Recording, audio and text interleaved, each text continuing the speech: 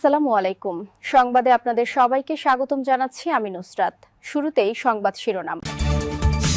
Iran যুদ্ধবিরতির অনুরোধ করেছে, দাবি ট্রাম্পের।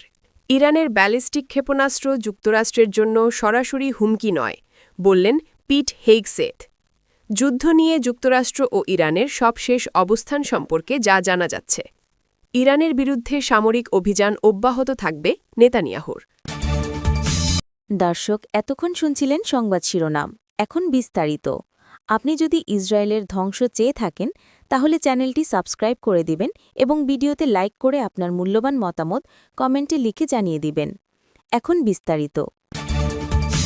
যুক্তরাষ্ট্রের প্রেসিডেন্ট ডোনাল্ড ট্রাম্প বলেছেন, ইরানের নতুন শাসন ব্যবস্থার প্রেসিডেন্ট যুক্তরাষ্ট্রের কাছে যুদ্ধবিরতির অনুরোধ জানিয়েছেন।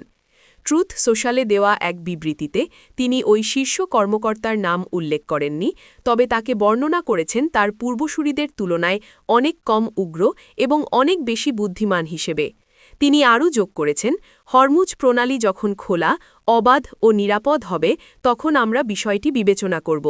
তার আগে পর্যন্ত আমরা ইরানকে ভুলিয়ে দেওয়ার মতো করে ধ্বংস করে দিচ্ছি, অথবা যেমন বলা হয় পাথর যুগে ফিরিয়ে দিচ্ছি। তবে যুদ্ধবিরতির এই প্রস্তাবের বিষয়ে ইরান কিংবা অন্য কোনো স্বতন্ত্র সূত্র থেকে তাৎক্ষণিকভাবে কোনো নিশ্চয়তা পাওয়া যায়নি বলে জানিয়েছে এএফপি। যুক্তরাষ্ট্র ও ইসরায়েলের সঙ্গে ইরানের চলমান সংঘাতের ১ মাস পূর্ণ হওয়ার পর এক সংবাদ সম্মেলনে মার্কিন যুদ্ধসচিব পিট হেগস্যাট এক চাঞ্চল্যকর স্বীকারোক্তি দিয়েছেন। মঙ্গলবার ৩১ মার্চ এক ব্রিফিংয়ে তিনি জানান, ইরানের ব্যালিস্টিক মিসাইলগুলো সরাসরি যুক্তরাষ্ট্রের মূল ভূখণ্ডে আঘাত হানার ক্ষমতা রাখে না। হোয়াইট হাউসের পক্ষ থেকে এতদিন ইরানকে যে আসন্ন হুমকি হিসাবে প্রচার করা হয়েছিল, হেগসেথের এই বক্তব্য তাদের সেই দাবিকে অনেকটাই ফিকে করে দিয়েছে। হেগসেথের ব্যাখ্যা, ইরানের ক্ষেপণাস্ত্রগুলো মূলত ওই অঞ্চলের, মধ্যপ্রাচ্যের, মার্কিন সম্পদ এবং মিত্রদের জন্য হুমকি। যুক্তরাষ্ট্র একাই এই সুরক্ষা নিশ্চিত করছে দেখে প্রেসিডেন্ট ট্রাম্প এখন ইউরোপীয় মিত্রদের সরাসরি মাঠে নামার আহ্বান জানিয়েছেন। হেগসেথ বলেন, এই মিসাইলগুলো এমনকি যুক্তরাষ্ট্র পর্যন্তও পৌঁছায় না, এগুলো মিত্রদের সীমানার মধ্যে। অথচ যখন অতিরিক্ত সহায়তা চাওয়া হয় তখন তাদের থেকে আমরা শুধু প্রশ্ন বা দ্বিধাই দেখতে পাই। এদিকে মার্কিন প্রেসিডেন্ট ডোনাল্ড ট্রাম্প তার ট্রুথ সোশ্যাল অ্যাকাউন্টে যুক্তরাজ্যকে উদ্দেশ্য করে বলেছেন, তারা যেন সাহস সঞ্চয় করে হরমুজ প্রণালীতে যায় এবং এর নিয়ন্ত্রণ নেয়। গত ২৮ ফেব্রুয়ারি ইরান আক্রমণ শুরু করার পর থেকে ওয়াশিংটন পরিস্থিতির নিয়ন্ত্রণ নিজেদের হাতে রেখেছে বলে দাবি করেন হেগসেথ। তার মতে বর্তমানে ইরানের সামরিকভাবে করার মতো তেমন কিছুই নেই। কেন ইউরোপের সাহায্য প্রয়োজন? যুক্তরাষ্ট্র সুবিধাজনক অবস্থানে থাকলেও কেন ন্যাটোর সাহায্য চাইছে তা নিয়ে প্রশ্ন উঠেছে। এর প্রধান কারণ হিসেবে দেখা হচ্ছে জ্বালানি তেলের দাম বৃদ্ধি। যুক্তরাষ্ট্রে পেট্রোলের গড় দাম গ্যালন প্রতি $৪ ছাড়িয়েছে।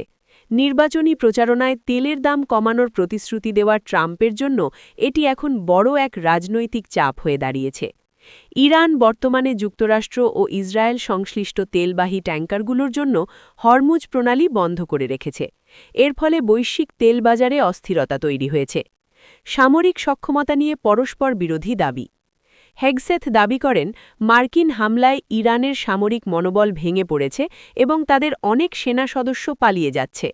তিনি আরও জানান, গত ২৪ ঘণ্টায় ইরান সবচেয়ে কম ড্রোন ও মিসাইল নিক্ষেপ করেছে।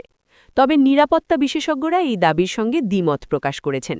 বিশেষজ্ঞদের মতে গত ২০ দিন ধরে ইরান প্রায় একই হারে ড্রোন ও মিসাইল ছুড়ছে। এমনকি মার্চের শুরুর তুলনায় সাম্প্রতিক দিনগুলোতে হামলার পরিমাণ কিছুটা বেড়েছে। বিশেষজ্ঞরা আরও বলছেন, ইরানের হামলাগুলো আগের চেয়ে অনেক বেশি নিখুঁত বা সুনির্দিষ্ট হচ্ছে। এদিকে পাল্টা হুঁশিয়ারি দিয়ে ইরানের রেভলিউশনারি গার্ড কর্পস আইআরজিসি মঙ্গলবার ৩১ মার্চ এক বিবৃতিতে জানিয়েছে, তারা মধ্যপ্রাচ্যে অবস্থিত ১৮টি মার্কিন কর্পোরেশনের উপর সরাসরি হামলা চালাবে। ইরানের দাবি, এই প্রতিষ্ঠানগুলো ওয়াশিংটনের সন্ত্রাসবাদী কর্মকাণ্ডের সঙ্গে সরাসরি জড়িত। ইরান আগামী বহু বছরেও পারমাণবিক অস্ত্র তৈরি করতে পারবে না, এ বিষয়ে নিশ্চিত হলেই যুক্তরাষ্ট্র ২ থেকে ৩ সপ্তাহের মধ্যে ইরান ছেড়ে যাবে বলে জানিয়েছেন মার্কিন প্রেসিডেন্ট ডোনাল্ড ট্রাম্প। তিনি বলেন, ইরান তাদেরকে চুক্তির জন্য অনুরোধ করছে, কিন্তু চুক্তি হোক বা না হোক সেটি যুক্তরাষ্ট্রের নির্ধারিত পরিকল্পনার জন্য গুরুত্বপূর্ণ নয়। ওভাল অফিসে দেওয়া বক্তব্যে তিনি এসব বলেন। এ বিষয়ে আজ বুধবার রাতে জাতির উদ্দেশ্যে তার ভাষণ দেওয়ার কথা রয়েছে। অন্যদিকে ইরানের প্রেসিডেন্ট মাসুদ পেজেশকিয়ান বলেছেন, নির্দিষ্ট কিছু শর্ত পূরণ হলে তার দেশ যুক্তরাষ্ট্র ও ইসরায়েলের সঙ্গে যুদ্ধ শেষ করতে প্রস্তুত। ইসরায়েলের পার্লামেন্টের জাতীয় নিরাপত্তা কমিটির প্রধান ইব্রাহিম আজিজি আবার বলেছেন, হরমুজ প্রণালী অবশ্যই খুলবে, তবে যুক্তরাষ্ট্রের জন্য নয়। এসব বক্তব্য পাল্টা বক্তব্যের মাঝে ইসরায়েল ও ইরানের মধ্যে পাল্টাপাল্টি হামলা ও ব্যাহত রয়েছে। ইসরায়েলের তেল আবিবের বাইরে রাতভর হামলায় আহতের খবর পাওয়া গেছে। এর বাইরে মধ্যপ্রাচ্যের অন্যান্য দেশ যেমন কাতারের উপকূলে একটি ট্যাঙ্কারে হামলা করা হয়েছে এবং ইরানের হামলায় সংযুক্ত আরব আমিরাতে একজন নিহত হয়েছেন। ইসরায়েলের প্রধানমন্ত্রী বেনিয়ামিন নেতানিয়াহু বলেছেন, ইরানের বিরুদ্ধে তাদের সামরিক অভিযান অব্যাহত থাকবে এবং তারা তেহরানের সন্ত্রাসী শাসন গুঁড়িয়ে দিতে বদ্ধপরিকর।